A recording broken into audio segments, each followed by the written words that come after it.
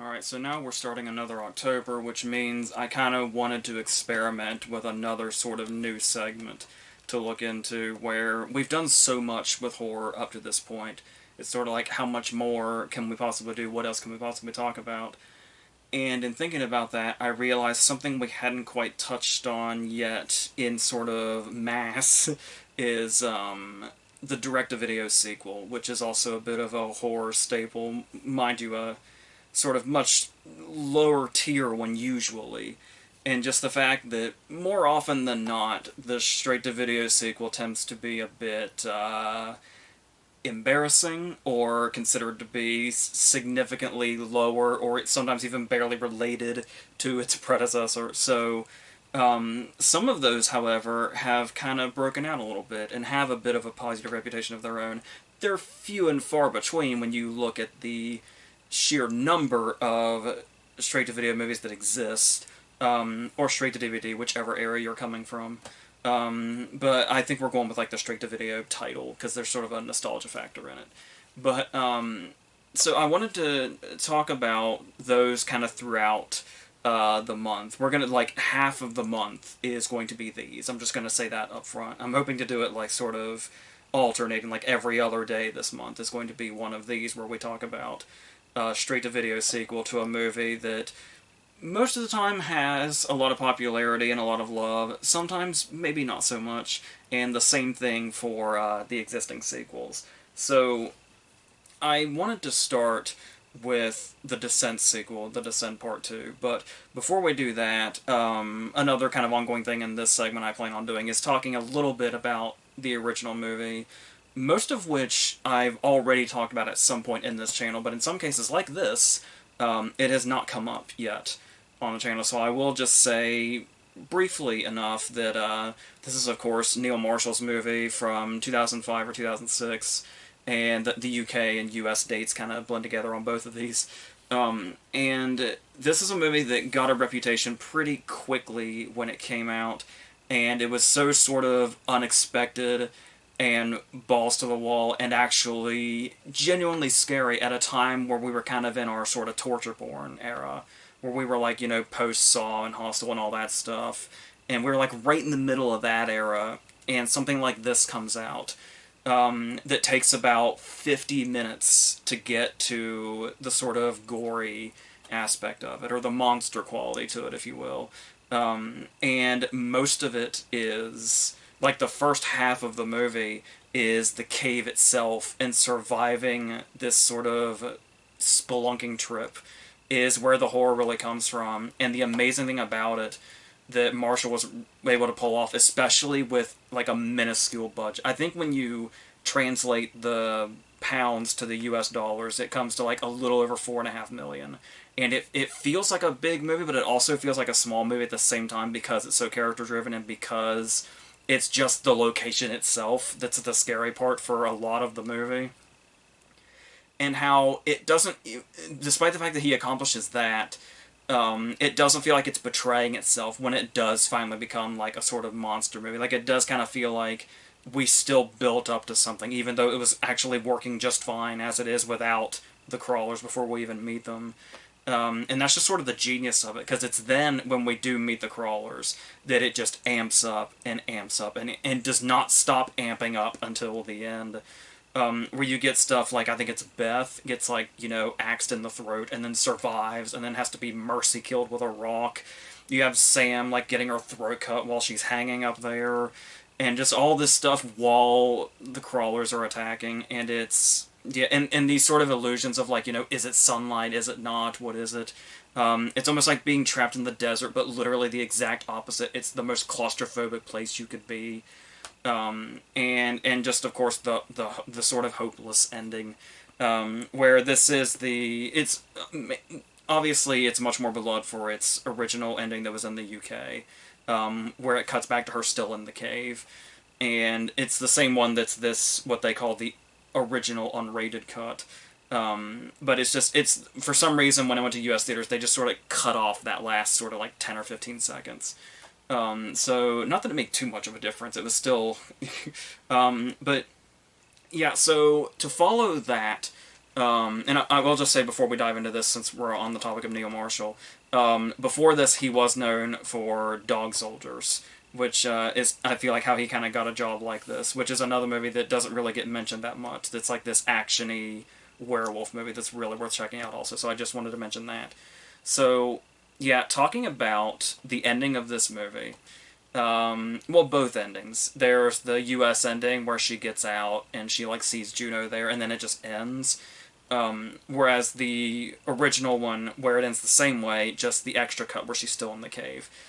So what's interesting about when you look at the sequel and where it starts, it's really funny when you look it up to see that Neil Marshall was baffled by this movie because even though like his name is technically on it, it was the fact that when the movie begins, you think about the fact that there were two endings to The Descent. The one where she gets out of the cave but she's still traumatized, and the one where she's stuck in the cave. And The Descent Part Two's beginning does not seem to follow either one of those endings. It's like you had two choices. You had two choices of where to begin The Descent Part 2, and you chose neither one. She's out and she's running through the woods and she finds a truck. And goes back to civilization briefly, which does not match up with either ending that we saw. So that's a start. But I will say, the director of Part 2 is John Harris, who was also the editor of this one, the first one. And he would go on like the following year to get an Oscar nomination for 127 Hours for editing it. So he's very much knows how to handle these very compact, sort of rocky locations, and knows how to put them together, because I believe he's the editor on this one as well as on Part 2, as well as directing it. And so, and it is interesting to start with this for the direct-to-video series, because this did have a theatrical release in the UK. It was the US where it went straight to video, so that's what we're basing this on. And so when it's interesting to look at it from that perspective, because when you look at the fact that Shauna McDonald, I think is the main actress's name, her and Juno are in Part 2 again, and they are basically the lead characters in the original movie, which is something that we're not going to come across a lot at all while we're doing this straight-to-video series, because this is something that's actually pretty rare to actually have your main actors come back. We're probably going to do that, maybe two or three of the ones we're going to do throughout the entire month actually involve the two main actors being in it again. So that in itself feels kind of unique for a movie that here in the US went straight to video. So when you look at it from that perspective, and you see the names involved are coming over from the first movie, that there is something here that feels like it's not straying too far, despite, the opening scene not matching up with either ending. But that's one of those cases where in a lot of straight-to-video sequels, the first thing they do that's annoying is they seem to hardly be related to the original movie at all, and just kind of take their own path. So here there is an attempt to capture the vibe of what the original movie had, but we start off in a lot of not extremely promising places, because once, she comes back to civilization, she's back in the hospital, for seemingly no reason whatsoever, we go with the amnesia bit. Where she has no memory, so there is a moment that could have had a lot of emotional resonance where, because she has amnesia, she doesn't remember her daughter's death. She has to relive learning that her daughter is dead. I mean, her husband, whatever, because there was the whole Juno thing, but her daughter specifically. So she's like, where is she? And she has to relive finding that out and going through that again. It does feel like a bit of a wasted opportunity, because it's a pretty emotionally muted moment that seemed like it was setting itself up for some kind of, big emotional payoff, but because that's really the only effective purpose the amnesia really serves the plot, because once they go back to the cave, which is pretty much instantaneously, she starts to get her memories back pretty quickly, and by like the 40-minute mark, she's basically fully restored. So there's not really any reason for the amnesia thing, so there's that. It also just feels like one of those lazy writing things where it's like, if you look at like lazy writing 101, amnesia's on the first page, if not in the first lines. So that was a completely wasted sort of piece of the movie. And then you look at our new characters, and you look at how much introduction the original movie had, where there's a good 15 minutes doesn't sound like a long time. When you're dealing with a movie that's only like an hour and a half, 15 minutes is a pretty decent chunk of the movie where it's just us getting to know the girls at the beginning of the original movie and watching them hang out and watching their dynamic, who has sort of what personality, who gets along more with who, and just you get this sense of closeness and this sort of realism in this friendship as it goes on. And the characters feel very real. So by the time they actually get down in the cave, it's basically like we're watching people that we know fairly well. So whenever they get into perilous situations, it's going to be really intense because it's like we know who they are, and these things are happening to them. This is no, the only one they seem to really want us to care about is Rios, the other woman that has the kid. And the way that they do this is we have one scene before they go in the cave where she calls her kid. And that's about all they give us. There's the other two guys, Greg and Dan, and I could not tell you off the top of my head which one's Greg and which one's Dan. And there's the girl Kath, and there's this sort of kind of evil sheriff. There's like a shadiness to the sheriff. And they're the ones going down in the cave, and we don't really get to know much about any of them. I would say they're just character types, but they're so bland, they're not even really types. It's just like, oh, that's the one that like said this, or that's the one that did this thing, and that's just how you have to identify them. There's like one of the guys like makes a lot of flirty comments towards Kath, and that's like his trait. So that's basically what we're looking at here. So there's not really the stakes, it feels like, in the human element of this are not there in the way that they were in the original movie. So that's an aspect we can just sort of throw out the window.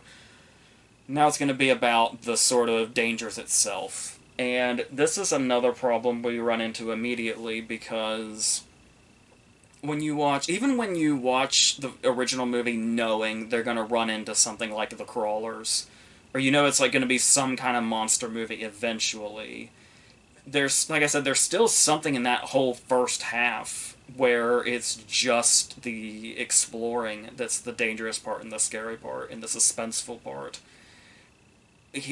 But here, there's nothing to really... There's not that anticipation. Because even with the first half being scary, you're still anticipating when it's going to be a monster movie. But it's like, we've seen all the craziness that went on. The original movie already reached peak craziness. So there's not really anything to sort of... It just sort of feels like you're waiting for, like, it to be the monster movie. And that's all the movie's doing, too. Like, there's just dead air for a long time in, like, the first sort of half hour, where they're just sort of going through the cave.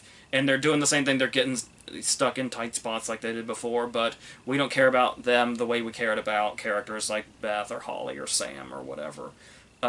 So it's just sort of routine. It's like, hey, these are the beats of the original movie. We're just waiting until everybody gets slaughtered. And that's basically what the movie feels like. It feels very sort of empty. So there's a lot more jump scares in this one, if that's your thing. I know for most people it's not. As far as ones that are like cheap, which is what there's one moment that's decent when they're looking through the camera, and it's only they're setting it up because we remember scenes from the original movie. So there's a moment where they're looking through the camera, and we remember the first time we saw a crawler up close in the original movie when it was just behind her, and that was like the first big scare of the original movie involving them. So with that on our minds, we're kind of expecting, oh, it's going to be another in-camera jump scare, and then it jumps up from beside the camera. And it's like, that's kind of a nice idea, but number one, it's very reliant on the original movie being its setup, and it's also when we get this shot, there's clearly a big open space on half the screen that you can expect something's going to come out. So it's in concept, it's a good scare, but it isn't quite executed in the way that probably could have made it more effective. I would have maybe framed it to where they came from above the camera instead of beside it. That would have been kind of unexpected, but in concept, it's fine. But they also make a lot of loud noise. Like, obviously, the crawlers were loud in the original movie, but it feels like in part 2, they shriek with, like, every move they make. So that's not really... Because if I remember correctly, or maybe this is just the way my mind remembers it, when we get that first big jump scare in the original movie where the crawler is over her shoulder, I feel like there's no accompaniment with that I remember. There's no music cue or loud noise or a shriek. It's just its sudden presence there behind her that's the jolt. And then of course, the original movie's not innocent. They do start shrieking a lot after that, but that first initial scare is what we're looking for here, and I feel like this one never has at any point that I remember. And then they even use that when in part 2, once they find Holly's camera, they're just watching the original movie, and they kind of try to get us with the same moment again. Just it's like that's kind of a desperate move. So there is that, and also talking about the way it uses the what the original movie has left over in the cave, like Sam's body's still hanging up here. So it's an interesting sort of setup for a scene that Kath has to use Sam's body to swing from one side to the other where she was left. But then this scene kind of goes south. And the problem with this scene is the problem with a big problem of the ending of the movie itself. So if you're going into this only knowing like the original ending, you know that there's sort of like it almost feels like a sort of nihilism going on, I guess you could say. It feels like kind of an extreme word, but yeah. And so we have this moment when Kath is eventually saved because she manages to make it across, barely, but one of the guys, Greg or Dan, has to sacrifice himself by sort of like a crawler is latched onto him, and there's a great moment where he drills it in the head, literally, with a drill. And it's this kind of great moment of really effective gore, it's really well done, and then they fall to their deaths, and Kath is left alone, but she has survived, and she's made it to the other side. And then she screams and is immediately killed. And all of that was for nothing. So, and so obviously that feeling, that hopeless feeling follows a scene like that, where we do all this stuff, somebody sacrifices themselves, and it's just for nothing. And maybe it's saying something about, horror movie characters paying for their mistakes. Because in another movie, you would be watching it and you'd be like, oh, this character's making so many stupid decisions. And it's usually like a major character. So it's a character that's not going to die right away from their bad decisions or their dumb decisions because they're a main character. So to have a character that's been pretty central like Kath have this one moment where she does something illogical, where I think at this point she already knows that they're blind and they're attracted to sound. But she starts screaming his name. Greg, I think. I think it's Greg that fell, because I remember her screaming Greg now. That's what gets her killed. Immediately. So you could watch the movie and say, like, oh, that's a dumb decision. This character would never survive that. Oh, shit, she didn't survive that. Okay.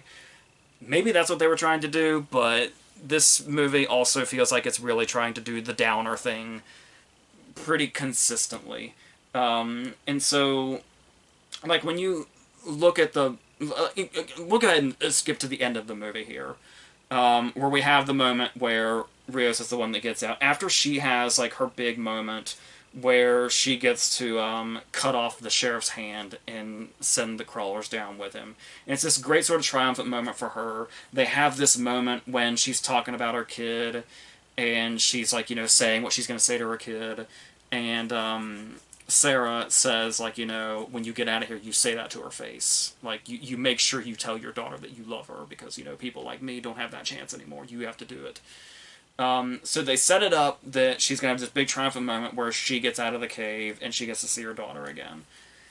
So they do this thing that's pretty old at this point, where it's like, I mean, maybe, in 2008 or 2009 when this came out, it wasn't as much, but we're just so used to legacy characters being killed off at this point. So for me personally, it just has no resonance anymore. I feel nothing when a sequel or a newer version of a horror movie kills off an old character or a beloved character or a returning character, because it's just expected at this point. So I basically, it almost feels like it was predictable from the get-go that if you made a sequel to this movie, should Sarah and Juno have survived, that they would die this time. So the movie seems to know that and shift toward Rios being our character that's going to get out. So we've put our focus on that, and then of course she gets out, and then is immediately hit with a shovel by the creepy old guy, and put back in the hole to basically show that he's feeding the crawlers. I'm assuming to keep them at bay, is what it appears to be. And so, and I feel like we've seen that so many times, especially when they're creepy old guys in the woods. And then it's implied through one last jump scare right at the camera that Rios has been eaten. So we come full circle to the sort of downer, hopeless, everybody dies ending that the original ending kind of seemed to imply. Like we saw, the final shot of the original cut is Sarah just sort of surrounded by her impending doom, and we just kind of assume that she's stuck forever. But to go that route again, after we've already been there, I don't know, because there is a place, I know a lot of people love downer endings. We just had this conversation about a certain new movie. If you haven't seen it yet, I didn't want to say too much, but where it's like, there is a time and a place for nihilism and endings like that. But like I said, in the original ending of the original movie's case, I can get it, especially thematically. Here, as the case for many endings like this, it's just cheap. It just really feels cheap, and it feels like we're just treading the same territory of, oh, we're having that same hopeless feeling that we had at the end of the original movie. It's going to be like if these movies had continued into a bigger franchise, that would have been the theme, that every movie has to end in some sort of nihilistic way. And so that's, I don't know, it just really doesn't hit, especially after we had the original ending of the original movie, and we had the moment with Kath already, where she was saved for no reason, where Greg sacrificed himself for no reason, just for her to die immediately. We already had it. And so it really feels like they're double dipping that with the ending that they go with here. So I don't care for this ending. And they even use the same sort of shot where it's that amazing shot from the original movie where it's like the big pile of bones and you just see the one trail of light as she's coming up. I don't even know how you accomplish a shot like that, let alone on a budget this small. And they do that again, but they always kill that triumphant moment because that's the trademark, I guess, they want to go for. But yeah, it feels hopeless for the sake of it, and pointless because we already had moments that already gave us the feeling before. So it just kind of feels like it feels redundant, rather than effective and like a gut punch or anything like that. It's much more of an eye roll than a gut punch, unfortunately, so there is that. Not to mention, it just kind of follows up the climax, where it's like when, Sarah and Juno meet their actual ends this time. We've had a moment that feels more like an action climax, rather than the survival feeling that the original movie had when she was fighting her way out by herself. So it feels like it got really it was trying to be really action-y by this point, and it just doesn't really fit the vibe. So that's right. It's as a sequel to a beloved horror movie. It could have been so much worse. There's production, like the production quality has tons of merit in this movie for sure. But the directions they decided to go and that attempt to capture certain things from the original movie, but just kind of feeling like either, not even necessarily watered down versions, but just sort of, like I was saying before, relying too much on how well they worked and just kind of putting them back in this place. It's really an unnecessary place to begin with. Unnecessary is the word that Neil Marshall used to describe this movie, Part 2. And that seems fitting. And it seems like it could be easy or a cop-out to call a sequel unnecessary. Because most people are going to do that anyway. There's plenty of good sequels that people have called unnecessary. But that's one that just really does seem to fit this. Because the theme, the whole thematic stuff we had going on in this is not really... Like, it's thematically empty. So, and there's a ton of things going on in this one. So, yeah, it left a lot of stuff behind, while, ironically enough, going back in all the same places. So, in both, story-wise and literally, going back into the fucking cave immediately. There's like 2 days that separate the events of the first movie and this one. So it's all just... Yeah, it's just one of those sequels that exists that could be a lot worse, but if you, loved the first movie so much you wanted more of it without just going back and rewatching it, it'll give you a little bit. There's some cool gore moments. The crawler's, head getting crushed by the rock is cool. Is a well-done gore effect.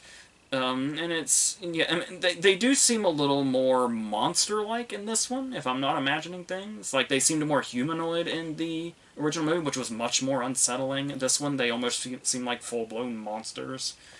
So, yeah, there's a lot that's not in its favor, but there's definitely more of a rewatch factor in the original movie, because of that whole first half where it's working just fine pre-crawlers, and then once the crawlers come in, it's just goes insane. That has much more of a rewatch quality than this, which is just kind of going in the same circle, but in a much less effective way. And like I said, a lot of dead air in that first third or so. So that's something that just really kills the vibe. That's something that always feels alive in the original movie. So I think that's where we can end this. So that's how I feel about that one. The quality of the straight-to-video movies is gonna really sort of,